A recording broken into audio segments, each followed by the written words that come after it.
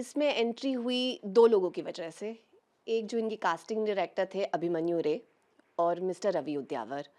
I don't know अगर लोगों को पता है बट मेरे मेरा आई थिंक लाइफ का सेकंड एड जो मैंने किया जब जब मैं आई थिंक 17 साल की थी was with Ravi sir. Toyota का एड था जो मैंने आमिर खान सर के साथ किया था and that was the first time मैं मिस्टर रवि उद्यावर से मिली थी, उनके साथ काम किया था।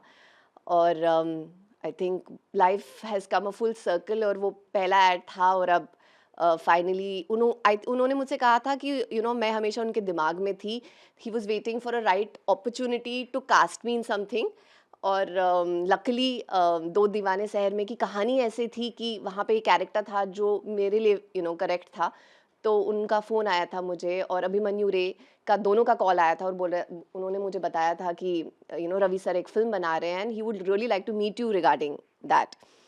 तो फिर मैं गई रवि सर से मिलने और हम लोगों ने बहुत सारी बातें करी फ़िल्म को छोड़कर, क्योंकि हम बहुत टाइम के बाद मिल रहे थे।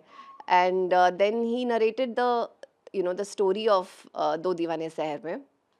और मुझे बहुत बहुत बहुत कमाल की लगी क्योंकि बहुत ऐसे इम्पोर्टेंट इश्यूज़ हैं जो फ़िल्म में एक्सप्लोर किए गए हैं। और मुझे मेरा कैरेक्टर बहुत कमाल का लगा। सो देन आई सेड ठीक है, करते हैं इसको, थोड़ा इंटरेस्टिंग है। ना किस तरह संदीपा को रिलेट करती है, मतलब किस तरह या आप पर्सनल लाइफ में? बहुत सारे चीज़ें हैं जो मैं रिलेट कर पाई नैना से। इनफैक्ट आई थिंक हर लड़की कहीं ना कहीं नैना से रिलेट करती है, क्योंकि I think on a deeper level all girls have similar issues. चाहे वो सीकिंग वैलिडेशन हो या हमेशा लड़कियों को बोला जाता है कि दे आर नॉट इनफ। और हमेशा अगर आप नोटिस करोगे, लड़कियां हमेशा किसी ना किसी डाइट पर होती हैं। कोई ना कोई ब्यूटी ट्रीटमेंट्स करा रही होती हैं, कभी अपना हेयर कलर चेंज करा लेंगी, मेकअप में इतना इंटरेस्ट दिखाती हैं। Why? Because somehow we feel कि हमें बेटर दिखना है, हमें बेटर होना है, क्योंकि सोसाइटी उन्हें बोलती है कि जैसी तुम हो वो काफ़ी नहीं है, तुम्हें कुछ और करना पड़ेगा to become better, to be better. तो आई फील लाइक ये एक बहुत बहुत इम्पॉर्टेंट एक सब्जेक्ट है जो जिससे मैं रिलेट कर पाई हूँ, क्योंकि even as as as someone in the industry, no matter आप कौन सी फिल्म करो, आप अपने लुक्स के लिए जज किए जाते हो, आप अपने वेट के लिए जज किए जाते हो। तो लड़कियों के लिए स्पेशली ऐसा हो जाता है ज़्यादा। लड़कों में उतना नहीं होता है। वेरी वेरी रेयरली आप एक किसी मेल एक्टर को ऐसे इंस्टाग्राम पोस्ट पे देखोगे जहाँ पे उसकी वेट को लेके उसकी बात की जा रही है या उसके लुक्स के ऊपर बात की जा रही है। ऐसा यूजुअली औरतों के साथ ही होता है somehow, and I felt like this is something that we need to talk about, because आजकल के सोशल मीडिया की इस जनरेशन में ना सीकिंग वैलिडेशन एक बहुत क्रेजी चीज़ बन गई है। हम लोग कॉन्स्टेंटली फिल्टर्ड दिखना चाहते हैं, हम चाहते हैं कि हमारा स्किन एकदम चकाचक दिखे, उसमें एक निशान भी ना हो, बाल हमेशा लशियस दिखे। तो जो रियल सेल्फ है वो कहीं ना कहीं छूटता जा रहा है। और हम लोग कॉन्स्टेंटली किसी और के लिए जी रहे हैं। तो ये सारी चीज़ें आई फेल्ट व addressed very correctly through Naina in the film. तो मैं इसलिए एक्साइटेड थी करने के लिए, क्योंकि ऐसी बहुत सारी लड़कियां हैं जो सेम इश्यूज से गुजर रही हैं, जो कॉन्स्टेंटली 5 किलो ऊपर 5 किलो नीचे यो यो करती जा रही हैं। 5 किलो घट जाता है, फिर कुछ टाइम के बाद वापस आ जाता है, फिर then they are trying to lose. So I felt ये कहानी बतानी चाहिए, क्योंकि वो लड़कियां जो कॉन्स्टेंटली अंडर कॉन्फिडेंट हैं, जो जो चाहती हैं, उनको हमेशा लगता है वो इनसिक्योर हैं, उन तक ये बात पहुंचे कि तुम जैसी हो ठीक हो, काफ़ी हो, अपने लिए भी और दूसरों के लिए भी, यू आर इनफ। कैरेक्टर के ऊपर काम करते हो, उसमें अपना बहुत कुछ डालते हो। और S like the insecurity, the frustration that Naina goes through through the film.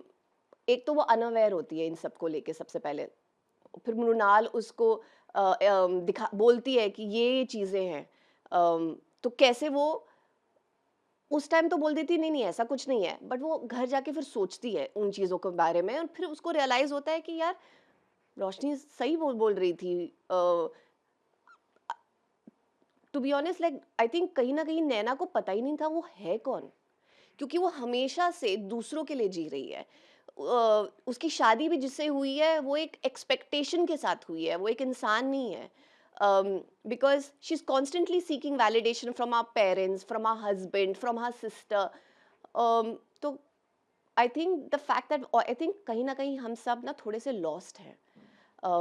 हम अपने आप को हमें अपने आप को जानने की बहुत ज़रूरत है, और you have to make peace with who you are rather than trying to be somebody constantly and trying to achieve beauty standards, life standards, um, especially because of social media, because हम social media पे ऐसी lives display करते हैं जो पूरी तरह से सही नहीं होती हैं। It's all a lie. तो जो बाकी लोग देख रहे हैं, इंस्टाग्राम, दूसरे लोगों का इंस्टाग्राम देख रहे हैं और अपनी लाइफ को उनके साथ कंपेयर कर रहे हैं, and then they feel obviously depressed, because उनको लगता है कि यार इसने तो इतना अचीव कर लिया, इसकी इसकी रिलेशनशिप तो कितनी कमाल की है, क्योंकि वो इंस्टाग्राम पे ऐसे कमाल की लग रही है, but in reality it might not be that. तो ये सारी चीज़ें कहीं ना कहीं मैंने भी एक्सपीरियंस करी हैं, और ये चीज़ें आई थिंक नैना की हमेशा मेरे साथ रहेंगी। Specially actually one more thing was the sibling comparison. I am sure अगर आपके भी सिबलिंग रहे हैं, तो कभी ना कहीं बचपन में या तो आपके पेरेंट्स ने या तो आपके टीचर्स ने आपको कंपेयर किया होगा आपके सिबलिंग के साथ, और कभी ना कभी कहा होगा तुम अपने भाई की तरह क्यों नहीं हो सकते, तुम अपनी बहन की तरह क्यों नहीं हो सकते। टीचर्स ने भी बोला होगा, अगर आप सेम स्कूल में पढ़े हैं तो ऐसा हो ही नहीं सकता कि आपको कभी टीचर ने नहीं बोला होगा why can't you be more like your brother, because शायद स्टडीज की वजह से, शायद डिसिप्लिन की वजह से, या कोई भी रीज़न हो। I think I don't think that parents realise और टीचर्स रियलाइज कि कितना इफेक्ट करता है ये छोटी छोटी चीज़ें बच्चों को। These are traumas that you are giving to kids and you don't realise them, and ये ट्रॉमास तब निकल के आते हैं जब वो इंसान बड़ा हो जाता है, रिलेशनशिप में आता है, लाइफ जी रहा होता है, and then it becomes very very difficult to address these traumas. So a small thing as तुम क्यों नहीं उसकी तरह बन सकते is so detrimental to your growth, and it's not something that, it's something that parents should be made aware of, teachers should be made aware of, because ये उनकी responsibility है। उनको लगता है क्या कौन सी बात है, छोटी सी तो बात है, कौन सा मैंने ऐसा कह दिया, but these are very very important and strong things. बहुत पॉजिटिव रिस्पॉन्स आया इसका। जी, yes, I am happy about that, क्योंकि पॉइंट तो यही होता है ना काम करने का, कि एक तो आप इंजॉय करो जो आप काम कर रहे हो, और जो आप एफर्ट डाल रहे हो उस किरदार में, वो रंग दिखाए। तो of course critically and audience अगर आपकी परफॉर्मेंस को एंजॉय करे और रिलेट कर पाए, I think that's most important thing, कि लोग कहें कि कहीं ना कहीं I have also gone through this is such an important thing, तो बहुत अच्छा लगता है, and I am very happy. I have a lot of gratitude to Ravi sir, क्योंकि उनकी वजह से ये फिल्म बनी, उनकी वजह से नैना ने वो शेप लिया, उन्होंने परफॉर्मेंस जो मुझसे निकलवाई, and of course Sanjay Leela sir, Sanjay Bhansali sir, उन्होंने इस कहानी को बैक किया, ऐसे सिंपल स्वीट स्टोरी को बैक किया, बिकॉज आजकल एवरीबडी वांट्स समथिंग बिग, उनको लव स्टोरी में भी ऐसे कुछ ट्विस्ट एंड टर्न्स चाहिए होते हैं।